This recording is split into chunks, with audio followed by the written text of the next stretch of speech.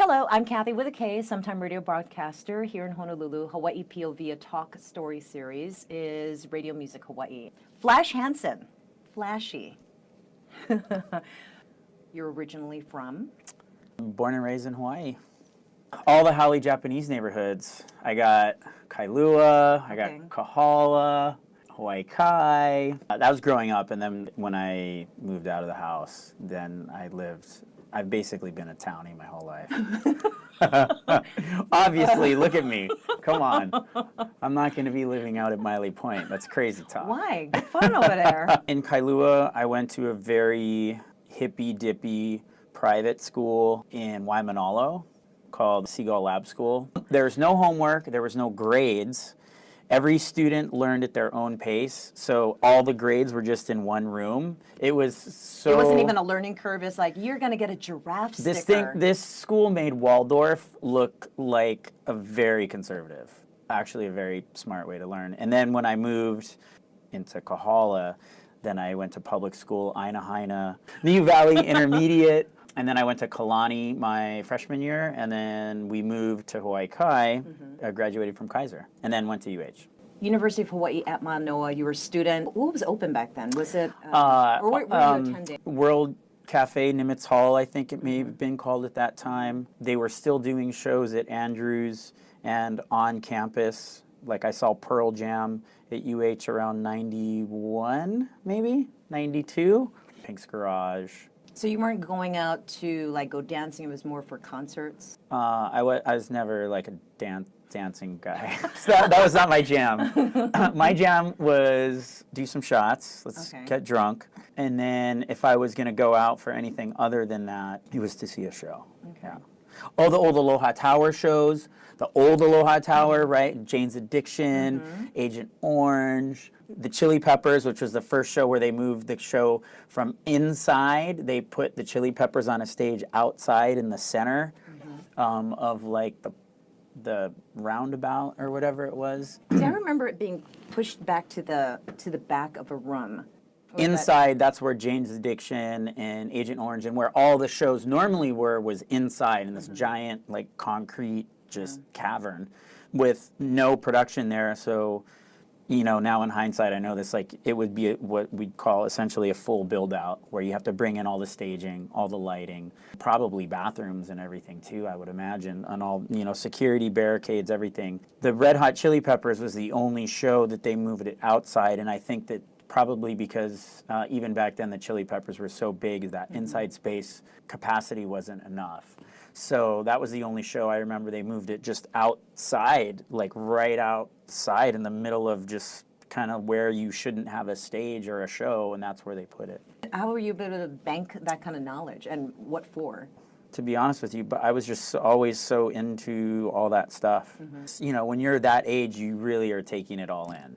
And that's like when you're going to shows to go to a show, you're not going to try to hook up, you're not going to get drunk or just like, I don't know who this band is, I'm just going to go out and have like a fun night out. Like at that age, you're going to shows because you are like living and dying by every band that you're seeing. All that stuff tends to stick out. I mean, I remember more about those shows in general than I do about shows that happened like a year ago. Well, it's those formative years, they call it, right? Yeah. From high school into your 20s. Yeah, and you're also watching the whole show. As you get older doing what I do, you actually might watch a few songs of the show, but you're not in the audience the whole time staring at the stage, like watching the whole show from the start of the opening band to like the final Hana Ho. I don't do that anymore. But back then, you did that for every show. Who was your first live band? Julian Lennon at the Waikiki Shell.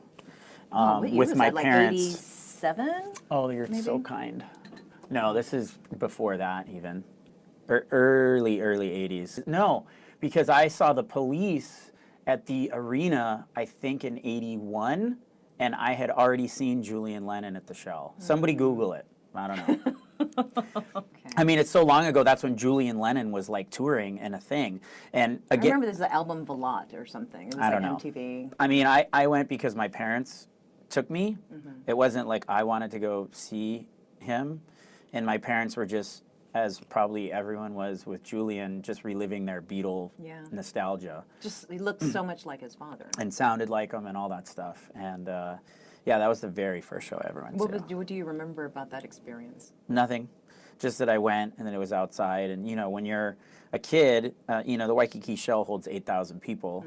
Again, I know that now. But when you're, you know, small kid time, a space that large is, I mean, it might as well have been the stadium. Yeah. It might as well have been like Coachella. I just remember big and like loud and lots of people. I don't like really start remembering concerts until actually remember the show until the early 80s. When you were at University of Hawaii at Manoa in the early 1990s, or actually it's at mid-1990s. Early 90s. When did it parlay into like you attending concerts and having fun to getting work? When I was going to UH, I was a server, I was a bartender, and I was a bar back. At one point, I had 3 jobs. And so I was working 7 days a week and then going to school full time and like full time Monday through Friday. Because, you know, some classes were only available Tuesday, Thursday, and the other, anyway. My whole relationship with clubs and bars and stuff was just, you know, being a guy slinging drinks or, you know, bussing tables or, you know, that kind of thing. I didn't bartend at my first real nightclub until the Jungle. Wow. Yeah. That's just like, let's knock out some of the cobwebs there. Yeah. So the Jungle is now directly across the street from Moose's, and it's now Kelly O'Neill's. And it's always been some sort of bar, nightclub, and this is about mid-90s, the Jungle. And their whole big thing was they were going to be the first club to open to really push the fact that they just played house music 7 days a week. That sounds right, yeah. Because I was thinking it was like a techno kind of very techno, not to be confused with house music. People mislabel techno and mislabel house music, but techno was its own like subgenre of house music. It was much more mechanical sounding and very like 4 on the floor all the time. House music had more soul, but it was a lot of techno, but still a lot of house too, a lot of like Chicago house, Detroit kind of house. Really great music all the time. Basically, I got to do everything you would do going out anyway. I was drinking behind the bar, which you're totally is super legal. Don't do as Flash did. That's totally legal. I was, you know, flirting with girls all the time, you know, hooking up with customers, having the time of my life, but then I was behind the bar and getting paid for it too. So I was doing everything that I would be doing anyway, but only I was working. On the marketing and promotion side of all of it, I didn't care. I didn't know. I was all about bartending, being a bartender. I cared about, you know, who you were, what you drank, how often you came in, you know, how well you tipped or didn't tip. You know, that was what I was paying attention to.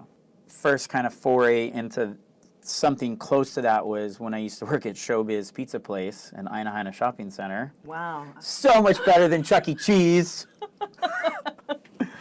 And then after that, when I was 17, I became a busboy at Hot Rod Cafe in Discovery Bay Center, which was a Studebaker's ripoff. How did you figure out where to go for work? Showbiz Pizza Place, all my friends at Kaiser all worked there, a bunch of them. And they were like, dude, it's super fun. All my friends were like, yo, you gotta come work, you know, at Showbiz in the kitchen making pizzas. That's not me. That's not my jam. When they interviewed me or whatever, I think based probably on, again, in hindsight, on my personality, they were like, oh, we'll put you front of the house. You can deal with the kids and the tokens and stuff. So I would literally just troll around, cruise around the arcade, and wait for little kids to be like, hey, this game isn't working. As part of my job, play video games. Because it's like, well, the kid said the fire button didn't work, so let me play the game to see what's wrong with the fire button. It was fantastic. And I would still get all the benefits of everyone in the kitchen. I could still go back and make my own pizzas, but I would just go back and make pizzas for me. I didn't have to like make pizzas for customers that were ordering. After it closed and you got all your side work done, you would still make more pizzas and play more video games. It was fantastic. And I got to be Billy Bob. It was Billy Bob, which was, again, better than Chuck E. Cheese. Billy Bob was the bear. And no one else liked to do it. So every time there was a birthday party, Billy Bob comes out and does whatever for the kids. So everyone rotated to do it. All the kitchen staff, they made do it. And they all hated it. And I gladly volunteered every time anyone else didn't want to do it, they knew that I would do it. And I was like, hell yeah, that's super fun. So you get to run around in costume and take a break from your other thing and just do something different and play around with kids. And of course, I would do weird stuff with all the hot moms, etc. Yeah, it was super fun. Definitely, again, like looking back on my life, if that wasn't my favorite job, it was in the top 3. You had a lot of perks. It was primarily, is it fun? And I'm getting paid. You know, that seems to be the track so far. That's a theme. I just want to do stuff that's fun and keeps me entertained.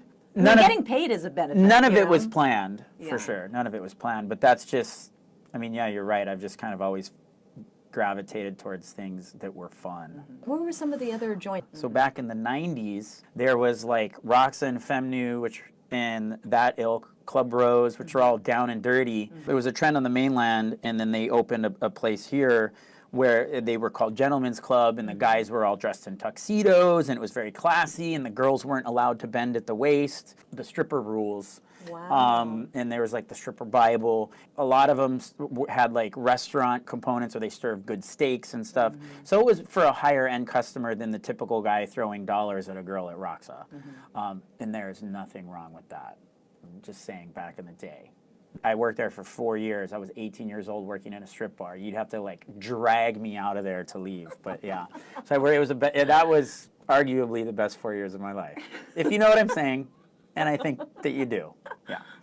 How did you get the name Flash? My second day of work. My real name is Robert.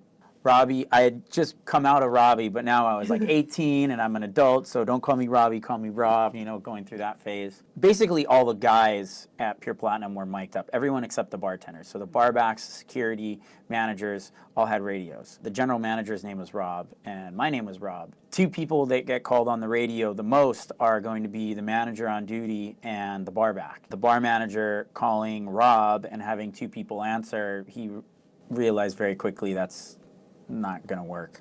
He just arbitrarily said, you need a nickname. Your nickname is Flash because you run around here so fast. He was 6'5" and Samoan. I was 20 pounds lighter than I am now, and even maybe an inch shorter. In my head, I was like, that's really stupid. I think to him, I said, nothing. Absolutely hated the name for a long time. After a couple years of being behind the bar, I realized it was actually advantageous because there were other bartenders around town named Rob or Robert. But if you were talking about a bartender and you were talking about Flash, there could only be one. Any good bartender is always promoting themselves. So I realized it was to my benefit. And once I realized that, and that again, I didn't know these terms at the time, but it's basically you're able to monetize your name in a way and leverage your name to make more money. Then I was cool with it.